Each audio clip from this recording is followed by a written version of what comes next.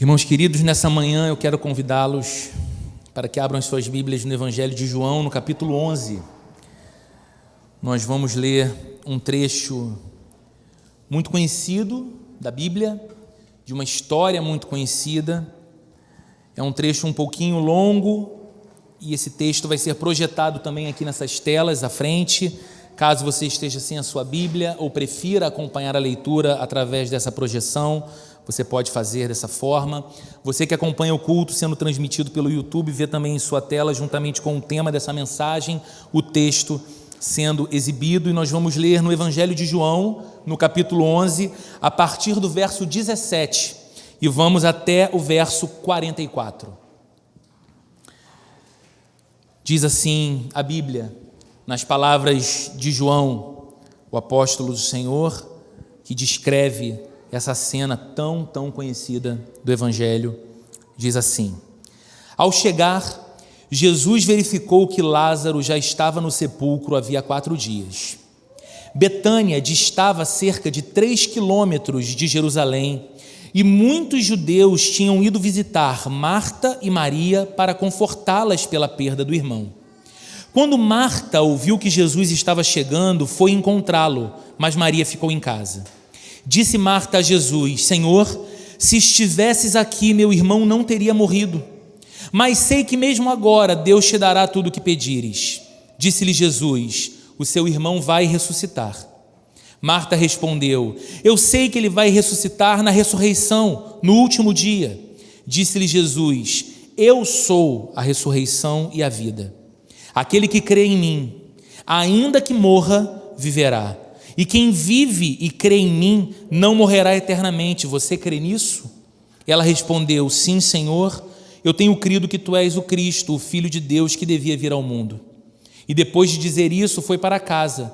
E chamando à parte Maria, disse-lhe: o Mestre está aqui e está chamando você. Ao ouvir isso, Maria levantou-se depressa e foi ao encontro dele. Jesus ainda não tinha entrado no povoado, mas estava no lugar onde Marta o encontrara. Quando notaram que ela se levantou depressa e saiu, os judeus que a estavam confortando em casa seguiram-na, supondo que ela ia ao sepulcro para ali chorar. Chegando ao lugar onde Jesus estava e vendo-o, Maria prostrou-se aos seus pés e disse: Senhor, se estivesses aqui, meu irmão não teria morrido. Ao ver chorando Maria e os judeus que a acompanhavam, Jesus agitou-se no espírito e perturbou-se. Onde o colocaram? Perguntou ele. Vem e vê, Senhor, responderam eles. Jesus chorou. Então os judeus disseram: vejam como ele o amava. Mas alguns deles disseram: ele que abriu os olhos do cego não poderia ter impedido que este homem morresse. Jesus, outra vez profundamente comovido, foi até o sepulcro. Era uma gruta com uma pedra colocada à entrada. Tirem a pedra, disse ele. Disse Marta, irmã do morto: Senhor, ele já cheira mal, pois já faz 4 dias. Disse-lhe Jesus: não lhe falei que se você cresce, veria a glória de Deus? Então tiraram a pedra. Jesus olhou para cima e disse: Pai, eu te agradeço porque me ouviste. Eu sei que sempre me ouves, mas disse isso por causa do povo que está aqui, para que creia que tu me enviaste. Depois de dizer isso, Jesus bradou em alta voz: Lázaro, venha para fora. O morto saiu com as mãos e os pés envolvidos em faixas de linho e o rosto envolto num pano.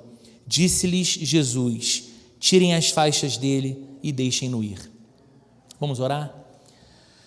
Senhor amado, nos ajuda a nessa manhã, através dessa tua palavra, através desse relato tão surpreendente, milagroso, poderoso, a entender que o Senhor é o mesmo Deus, o Senhor é o mesmo Cristo, o Senhor se faz presente entre nós, o Senhor tem poder sobre a vida e sobre a morte, o Senhor também tem a capacidade de ser solidário a nós, o Senhor é tudo que nós necessitamos, o Senhor é tudo que nós dependemos, e nós queremos sair daqui nessa manhã, carregados pela tua presença, nutridos pela tua palavra, cheios do teu Espírito Santo e encorajados para viver no nosso cotidiano tantas vezes comum, tido por nós como absolutamente normal, aquelas vivências extraordinárias que apenas quem anda com Cristo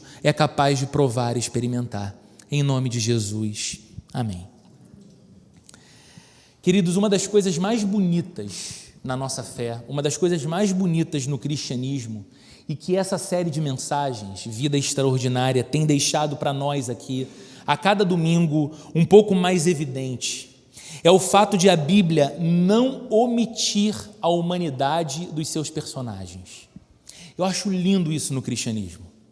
A Bíblia não tenta apresentar para nós personagens humanos de alguma forma constituídos de uma humanidade diferente da minha e da sua.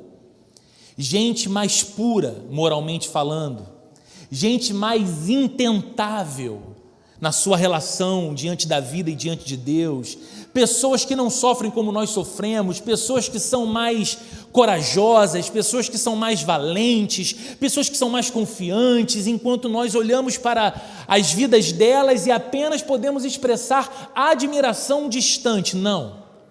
A Bíblia nos convida a olhar para a vida dessas pessoas, desses personagens, homens e mulheres, e identificar ali muito mais biografias reais do que vidas ideais.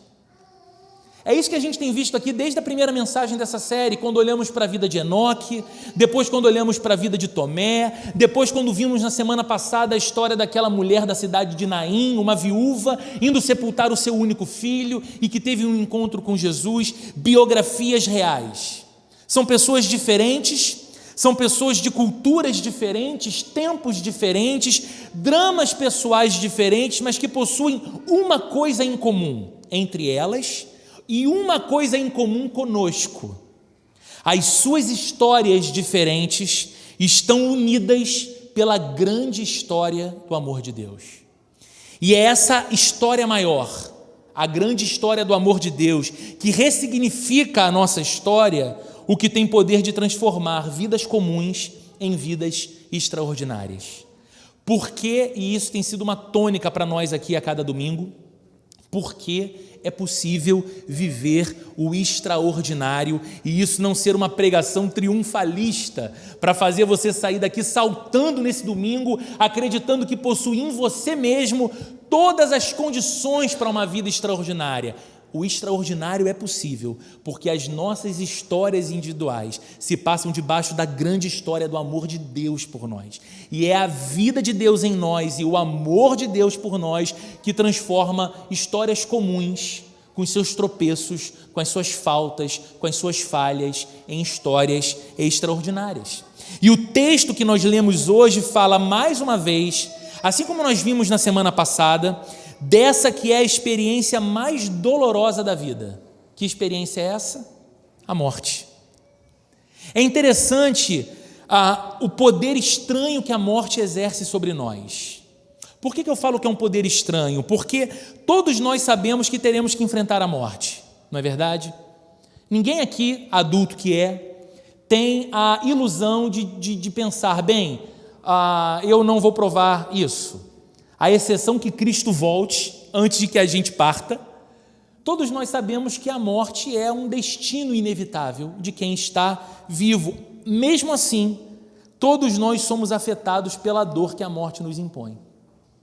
O fato de ter a morte como certeza não diminui o impacto do drama, da dor, da tristeza que ela causa em nós. E foi envolto nesse sentimento de tristeza e de dor que se deu o encontro de duas mulheres, duas irmãs, na verdade, com Jesus Cristo, Maria e Marta. Um encontro que transformou aquela que é a experiência mais dolorosa e ao mesmo tempo mais previsível da vida, a morte, transformou essa experiência e nos ensina preciosas e transformadoras lições. E qual é o contexto do que João nos conta aqui no seu evangelho? Porque nós lemos uma parte grande da história, mas que não é a história toda. Essa aqui, na verdade, é a história não de duas irmãs, mas de três irmãos: Marta, Maria e Lázaro. E essas pessoas, ou essa família, esses três irmãos, eram muito próximos de Jesus. A Bíblia fala que havia ali uma relação de proximidade, de amizade e de amor muito profundos entre Jesus, Marta, Maria e Lázaro. E Lázaro fica doente. E suas irmãs então enviam um mensageiro até o lugar em que Jesus estava para dar a notícia da condição de saúde de Lázaro. E a mensagem era simples. O próprio Evangelho de João, no capítulo 11, no verso 3, diz qual era a notícia. A notícia que chegou aos ouvidos de Jesus por um mensageiro foi essa: Senhor, aquele a quem amas está doente. Essa declaração é suficiente para entendermos o tipo de relação que Jesus tinha com essa família. Como é que o recado chega para Jesus? Jesus, aquele a quem amas está doente. Marta e Maria me mandaram aqui para dizer que aquele a quem amas está doente. E Jesus sabia exatamente que era sobre Lázaro que estava sendo dito, sobre o seu grande amigo Lázaro. No entanto, apesar da notícia, apesar do profundo amor que Jesus tinha por essa família e por Lázaro, seu grande amigo, Jesus decide permanecer mais tempo no local onde estava, dando continuidade aos compromissos que ali havia iniciado, para só então depois partir para Betânia, cidade em que Lázaro e suas irmãs viviam. E aí o texto registra para a gente o que aconteceu depois disso.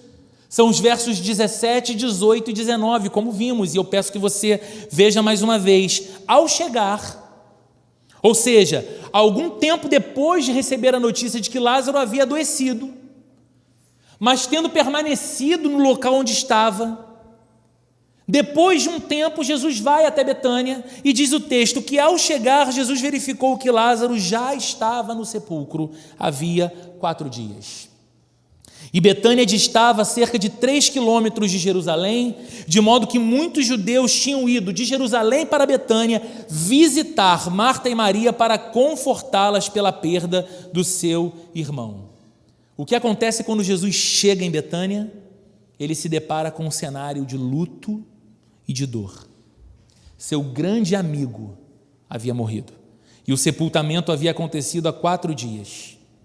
E o fato que João conta aqui para a gente, de que muitos judeus de Jerusalém estavam em Betânia, consolando as irmãs enlutadas, mostra o quanto Lázaro era querido, mostra o quanto essa família era importante, não só para Jesus, mas para muita gente, gente de valor, gente amada, gente querida. E aí o texto que lemos diz que quando Marta ouviu falar que Jesus estava finalmente chegando, ela levanta e ela vai ao encontro de Jesus, enquanto Maria, sua irmã, fica em casa chorando. Maria fica em casa recebendo consolo, abraço, palavras de encorajamento de pessoas que amavam a ela e amavam aquela família, enquanto Marta se levanta da sala e vai para o lugar em que Jesus estava a caminho, porque ela recebe a notícia de que, enfim, Jesus estava chegando, e essas foram as palavras de Marta, no verso 21. Senhor, se estivesses aqui, o meu irmão não teria morrido. São as palavras de Marta, certo?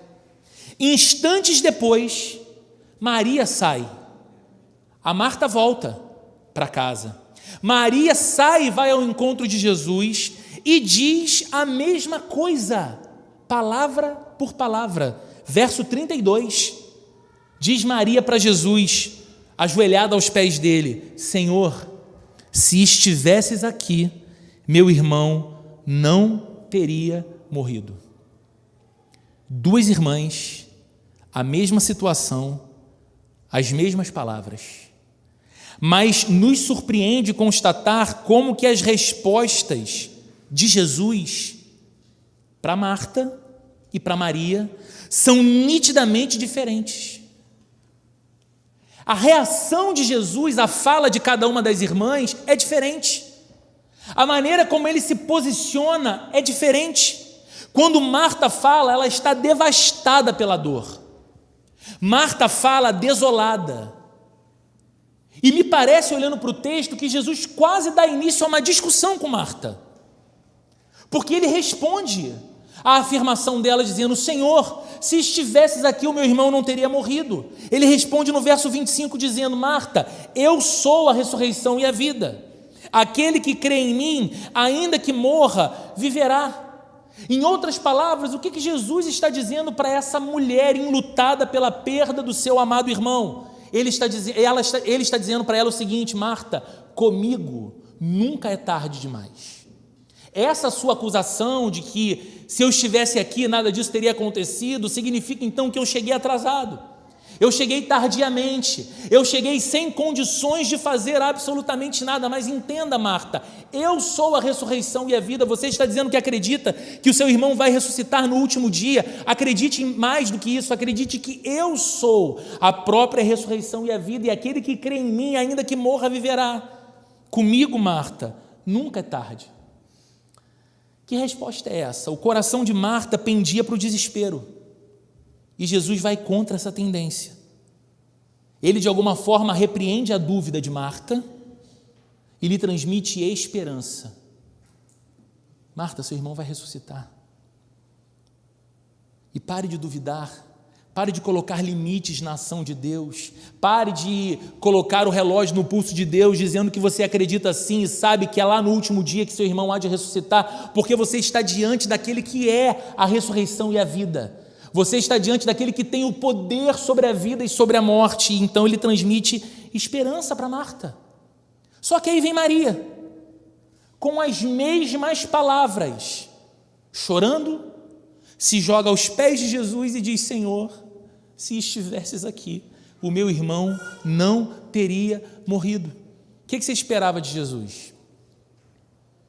Que ele dissesse: não nega que são irmãs, né? Filha, olha só, acabei de contar para Marta uma coisa que eu vou te contar agora de novo. Não. Jesus não discute. Eu não sei se você percebe lendo o texto, parece que na verdade Jesus quase perde a fala. Em vez de se colocar contra a tendência da tristeza do coração de Maria, Jesus se deixa levar por ela. Ele se coloca ao lado de Maria em sua dor. Jesus irrompe em lágrimas. Um dos menores versículos da Bíblia e um dos mais poderosos é descrito aqui por João: Jesus chorou. Ele irrompe em lágrimas e só consegue dizer uma coisa, fazer uma pergunta: onde o colocaram? Onde colocaram ele? Onde é que está o corpo morto do meu amigo? Essas reações tão diferentes de Jesus apontam não apenas para a profunda sabedoria relacional dele. Algumas pessoas adoram analisar Jesus e gostam de analisar Jesus de modo terapêutico. Então, como é que é o Jesus analisado de modo terapêutico? Você olha e diz: bem, a sabedoria relacional dele era incrível. A inteligência emocional de Jesus era admirável. Veja, uma mulher chega disposta a debater. Ela está triste, ela está devastada pela dor e de alguma forma ela projeta em Jesus um pouco de culpa sobre isso. Porque se Jesus estivesse ali, a coisa seria diferente. Então Jesus vai de encontro àquela tendência de dúvida. Porque Jesus sabia que o que aquela mulher precisava naquele momento era de um choque de verdade, para reordenar os seus pensamentos, para voltar a acreditar e para ter esperança. Mas quando chega uma outra mulher, igualmente devastada pela dor, mas que se expressa não na crítica, mas na profunda tristeza, o que Jesus faz? Jesus é solidário, ele chora junto. Que sabedoria relacional incrível, queridos, é muito mais do que isso.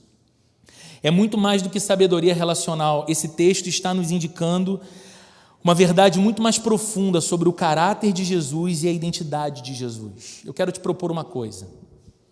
Eu não sei se você é assim tão criativo ou criativa, mas imagine que você vai criar uma história sobre um personagem divino que vem à Terra disfarçado de ser humano.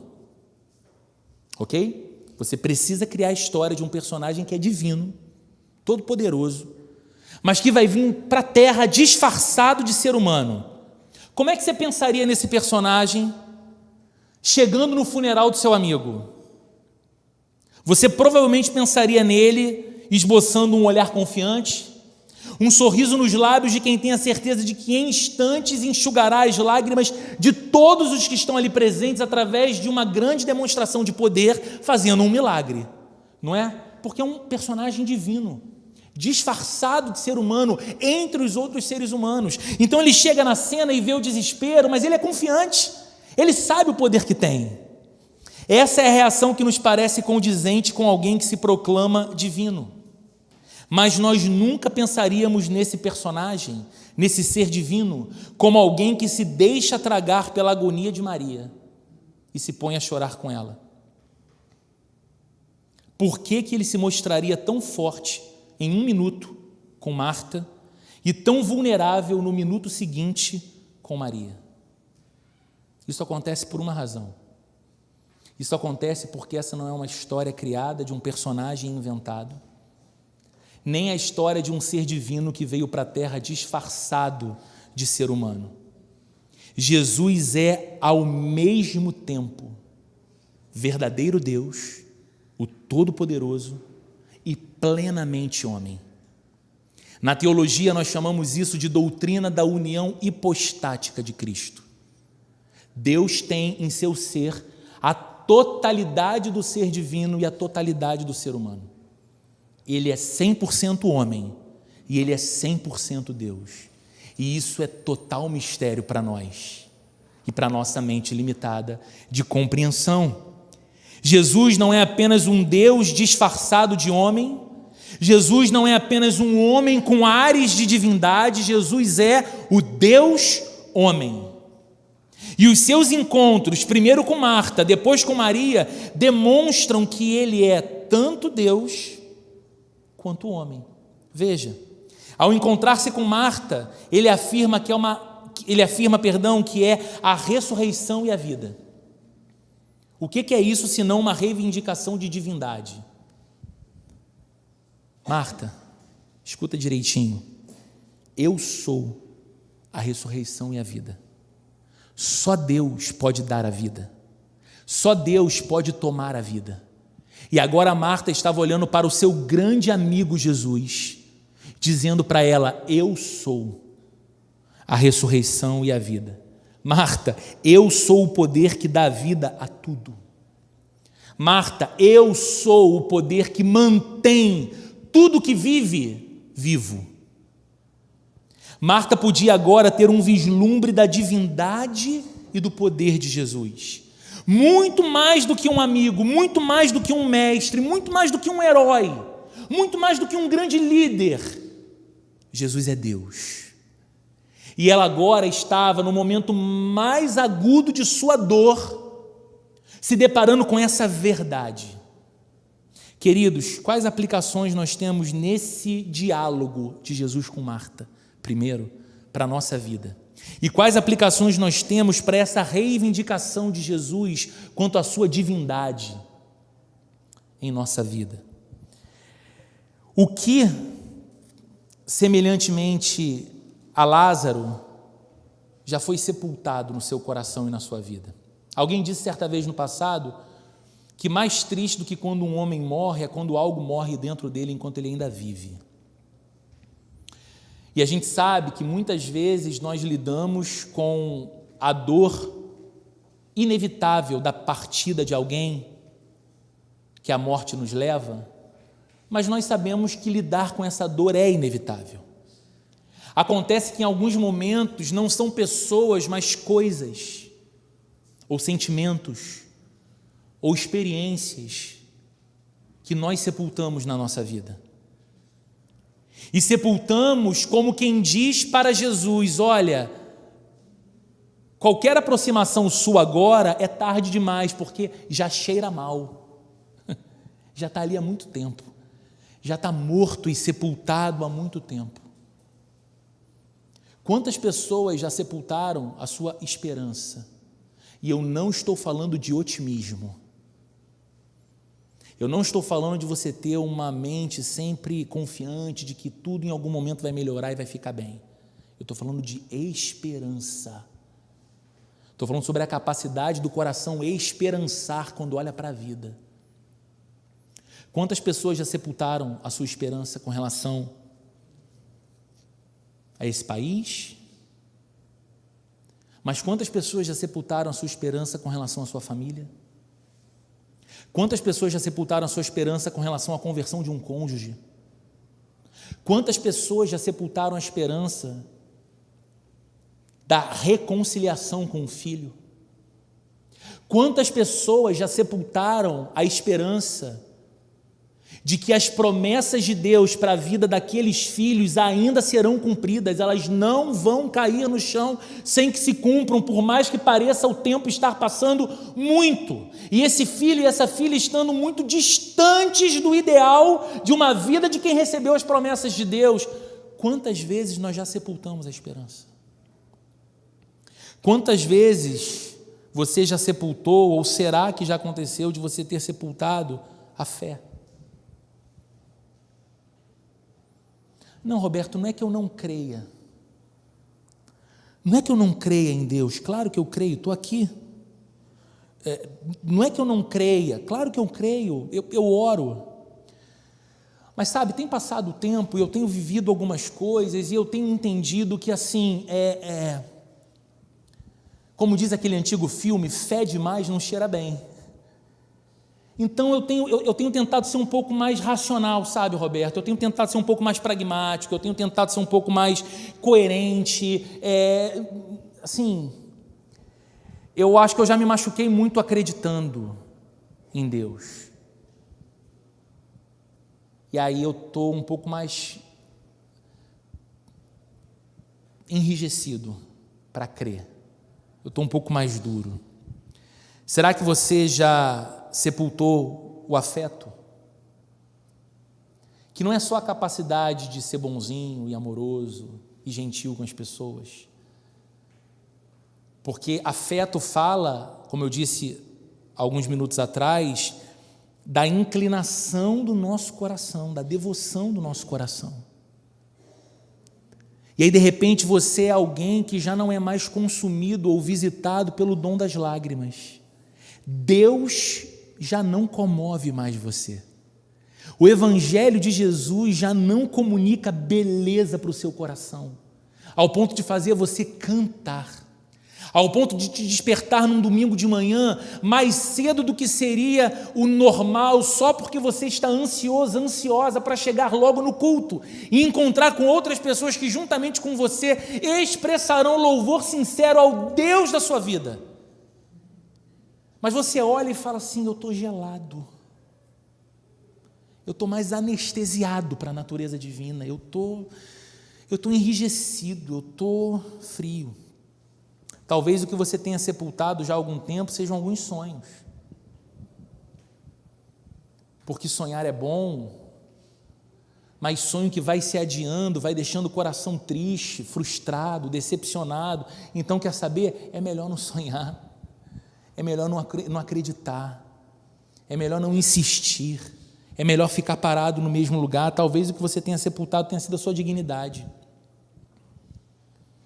Você acreditou numa mentira infernal de que para você não tem mais jeito, e você ainda não conseguiu assumir publicamente que o que você vive como experiência de fé é mera religiosidade, ou o que você vive como experiência de fé é mera satisfação social, porque as pessoas da sua casa esperam que você esteja num culto num domingo, por exemplo, e diga ser membro de uma igreja, mas você, de fato, tem vivido de segunda a sábado como um ímpio e não como um discípulo de Jesus.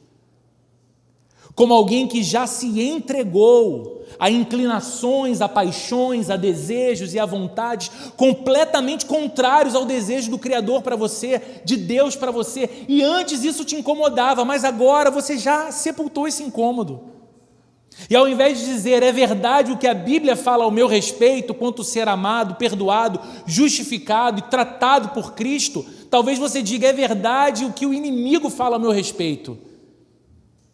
Eu sou apenas uma fraude, eu sou apenas um personagem, e você já não se preocupa mais com a vida em santidade. O que você precisa, se um desses casos é o teu?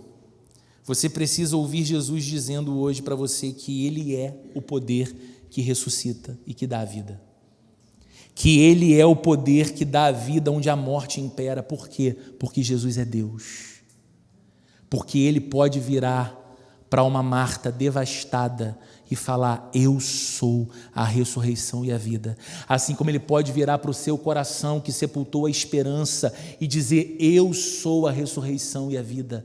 Ele pode olhar para o seu coração que sepultou a dignidade e dizer: eu sou a ressurreição e a vida. Ele pode olhar para esse seu coração duro e gelado que parece que sepultou a capacidade de ter afeto e dizer: eu sou a ressurreição e a vida. Eu posso banhar você de novo, eu posso encharcar você de novo de vida. Você precisa disso. Jesus é Deus, mas isso não explica a totalidade de quem Ele é, porque no instante seguinte Ele começa a chorar e Ele começa a soluçar sob o peso do sofrimento de Maria. E mais uma vez eu acho isso impressionante. O mesmo Todo-Poderoso, aliás, esse é o tema dessa mensagem de hoje, o Todo-Poderoso também chora. O mesmo Todo-Poderoso dando um choque de realidade em Marta,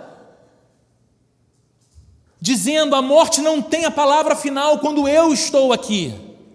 É o mesmo Todo-Poderoso que se entrega ao sofrimento junto com Maria. E nós vemos aqui a divindade de Jesus unida à vulnerabilidade humana dele. Ele é Deus, mas é também completo e absolutamente humano. O Verbo da vida, como diz João no capítulo 1 do Evangelho, verdadeiramente encarnou e tornou-se como um de nós. Ele chorou por sentir a dor e por sentir a tristeza da perda do amor. Jesus é tão solidário que Ele é capaz de sentir o que a gente sente. Ele sabe o que é perder o amor. Ele sabe o que é ver um pedaço de nós descendo a cova e saber que aquele pedaço nunca mais vai ser recolocado no lugar. Porque não há substituto para aquilo. Não há substituto para aquela ausência. Ele chorou por identificação com os que choram, queridos, sabe por quê? Porque Jesus não era um robô insensível e Jesus não é uma divindade indiferente. Jesus é totalmente diferente em sua capacidade de ser solidário. Honestamente dizendo, todos nós precisamos de um ministério da verdade e de um ministério de lágrimas em momentos diferentes da nossa vida. Eu explico isso. Por vezes, assim como Marta, o que nós mais necessitamos é da verdade que estimula, mas que também sacode a nossa alma. Da verdade que diz: não se desespere, eu estou aqui. Ressurreição, vida, é isso que eu sou. E o coração da gente, pendendo para a aflição e para a agonia, é reorientado pela certeza de que Cristo está ali. Por ser Deus, Jesus ocupa um patamar elevado o suficiente para nos apontar sempre as estrelas. Por ser Deus, Jesus ocupa um lugar suficientemente alto para nos fazer olhar para cima e não para baixo. Mas outras vezes, assim como Maria, nós somente necessitamos de alguém que chore conosco. Outras vezes a gente só precisa disso, do dom das lágrimas. E por ser homem, Jesus ocupa uma posição suficientemente baixa para envolver com a dor que nós sentimos e para sinceramente e integralmente chorar conosco. E eu não sei se isso soa muito diferente da imagem que você carregava de Jesus até aqui. Mas eu não estou falando nenhuma novidade. Primeiro porque a Bíblia está afirmando isso sobre Jesus, essa capacidade dele de ser solidário a quem sofre e de sofrer junto. E depois que há um longo testemunho histórico que vai afirmando essa verdade. Por exemplo, o reformador João Calvino disse certa vez o seguinte: portanto, quando toda sorte de males nos sobrevém, que isso nos sirva de imediata consolação, a saber, que nada nos sobrevém, preste atenção nisso, nada nos sobrevém sem que o Filho de Deus já tenha experimentado em si próprio, para que pudesse ser-nos solidário. Não duvidemos de que Ele está conosco, como se Ele mesmo sofresse a nossa dor. Esse é o Cristo que é o sumo sacerdote compassivo, que tem compaixão das nossas fraquezas, que, como diz o autor de Hebreus, semelhantemente a nós foi tentado em todas as coisas, porém diferentemente de nós, sem pecado. O que nós aprendemos aqui, queridos? Jesus nunca é forte quando deveria ser terno. E Jesus nunca é terno quando deveria ser forte. Todos nós precisamos, de tempos em tempos, nos deparar com uma dessas faces de Cristo. E no instante que nós precisamos que Ele seja forte e firme e duro e nos corrija, Ele será. Nos momentos que nós precisamos apenas de sua ternura e solidariedade, Ele será terno. Ele é a própria força em lágrimas. Em Jesus nós encontramos ternura sem fraqueza. Interessante isso, né? Porque geralmente a gente pensa na pessoa terna como uma pessoa mais fraca. Em Jesus nós encontramos ternura sem fraqueza, força sem aspereza, humildade sem a menor insegurança, autoridade absoluta sem sombra alguma de interesse próprio, santidade sem distanciamento. Ele é o santo dos santos, mas Ele nos é próximo. Poder sem insensibilidade. Mas eu quero concluir nessa manhã fazendo uma pergunta. Eu acredito que isso aqui, a resposta dessa pergunta, seja aquilo que de fato nos faça entender o que tudo isso que a gente está falando tem a ver com uma vida extraordinária e como essa vida pode ser a nossa vida.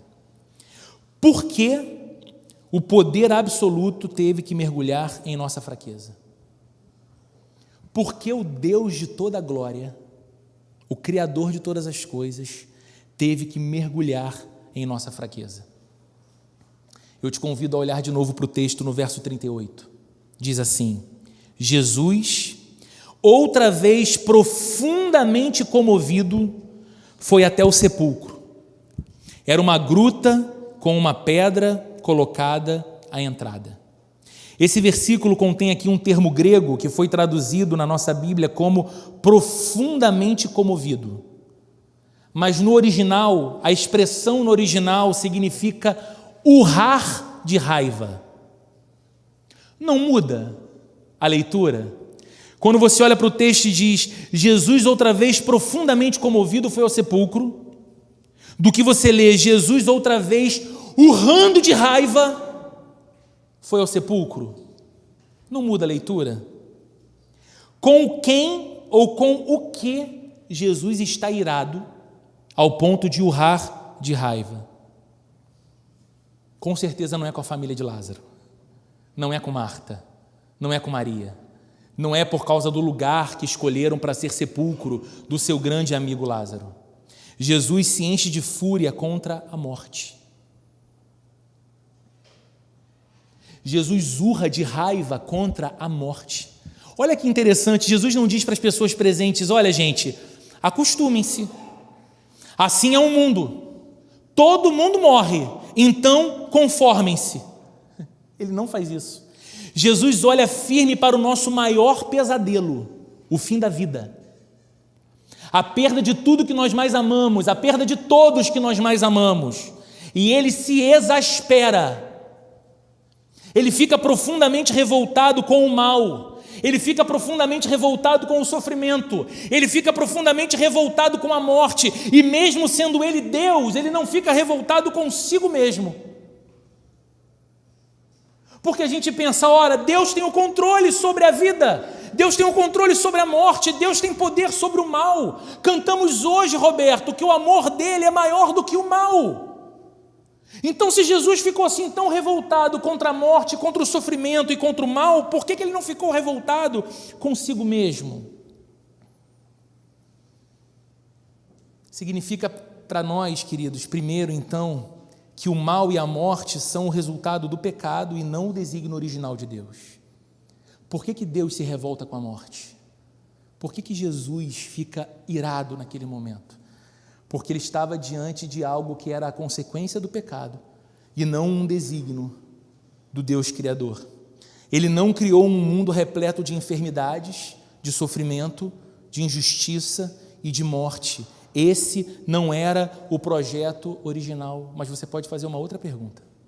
Você pode dizer: Roberto, se Deus está infeliz com o mundo do jeito que o mundo é, por que ele não aparece e muda tudo de uma vez por todas? Ele não é Deus? Por que ele não vem à terra e acaba logo com todo o mal que existe? Essa pergunta deixa de considerar, queridos, algo muito importante. É natural que a façamos, mas ela deixa de considerar algo muito importante. A Bíblia diz, e lá no fundo todos nós sabemos disso, que muito do que há de errado com o mundo está assim por causa do coração humano. Grande parte da miséria dessa vida tem origem no nosso egoísmo. Grande parte da miséria dessa vida tem origem no nosso orgulho, tem origem na nossa crueldade, tem origem na nossa ira, na nossa raiva, na maneira como nós somos opressores, na maneira como nós somos violentos, na maneira como nós somos gananciosos e como essas coisas, gostemos de admitir ou não, habitam a gente. O que significa dizer, queridos, que se Jesus tivesse vindo à terra, empunhando a espada da ira divina contra o mal, nenhum de nós sobraria para contar a história. Porque todos nós temos o mal e o egocentrismo enraizados em nosso interior. Mas Jesus fez algo diferente, né? Ele não veio empunhando uma espada, ele veio com pregos nas mãos. Ele não veio trazer julgamento, ele veio sofrer o julgamento no nosso lugar. Ele sabia que se pretendia nos salvar da morte eterna, teria de ir para a cruz e carregar o juízo que todos nós merecíamos. Por esse motivo, ao se aproximar do sepulcro de Lázaro, em vez de sorrir diante da perspectiva de encenar um grande espetáculo, Jesus tremia de raiva e lágrimas corriam na sua face. Ele sabia quanto custaria a ele nos salvar da morte. Quando ele olha para aquele sepulcro, ele olha para o destino de todos nós. E ele sabia exatamente o que estava fazendo ali, não apenas trazendo de volta à vida o seu grande amigo Lázaro, que mais à frente morreria de novo. Ele estava ali, pisando nesse mundo, para nos livrar da morte eterna. Mas ele, só ele sabia o preço disso, por isso ele urra de raiva. Por isso ele se exaspera, por isso ele chora, mas mesmo assim, diz a Bíblia, ele bradou: Lázaro, vem para fora. E as testemunhas disseram a respeito dele no verso 36, vejam como ele o amava. Olha, como ele o amava. Mas na verdade, queridos, nós precisamos notar o quanto ele nos ama. Na verdade, nessa manhã você precisa notar o quanto ele te ama, porque Jesus tornou-se humano, mortal, vulnerável, tudo isso por amor a você e por amor a mim, para bradar a cada um de nós, nos chamando pelo nome, dizendo: Roberto, vem para fora. João, vem para fora. Marta, vem para fora. Carol, vem para fora. Jurandir, vem para fora. Saia das trevas e venha para a luz, saia da morte e venha para a vida, saia da condenação e venha para a graça. Eu estou fazendo isso por você. Eu estou fazendo isso por amor. Isso não é maravilhoso, queridos? O que se transforma a nossa vida quando nós cremos que agora, em Cristo, nós caminhamos com aquele que é o Todo-Poderoso, que continua tendo poder sobre a vida e sobre a morte. Lembre-se, ele foi pendurado numa cruz em aparente agonia e sofrimento e dor e abandono, mas ele ressurgiu ao terceiro dia e vive eternamente, e é Senhor e é soberano sobre tudo e sobre todos. Ao mesmo tempo, ele continua homem, eternamente humano, capaz de sentir o que a gente sente, capaz de sofrer o que a gente sofre, capaz de ter por nós amor nos nossos momentos de maior agonia e aflição, e que nós nos lembremos que Ele fez por nós, Ele bradou o nosso nome, fazendo o que era mais impossível ser feito. Ele nos chamou pelo nome e nos tirou da morte espiritual para a vida, para o reino de Deus e seu Pai.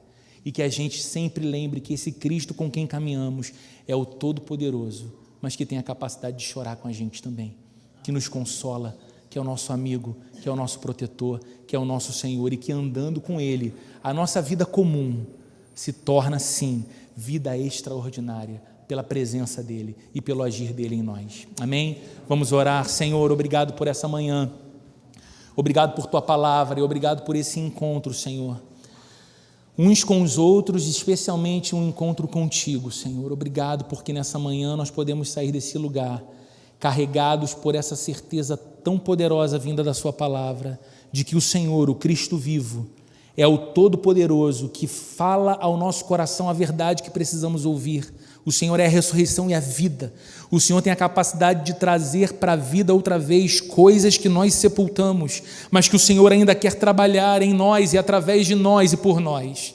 O Senhor também é o mesmo Cristo solidário. O Senhor é o mesmo Cristo que chora, que é empático à nossa dor, que nos consola com um consolo que é verdadeiro, que sabe o que é sofrer, que sabe o que é agonia, porque provou antes em nosso lugar, por amor a cada um de nós, todas essas coisas, e no Senhor nós encontramos e encontraremos sempre a vitória sobre todas essas coisas. Senhor, que o Teu grande amor, que a graça do nosso Senhor e Salvador Jesus Cristo e a comunhão e a consolação do Espírito Santo esteja presente com cada um de nós nessa manhã e para todo sempre. Amém e amém.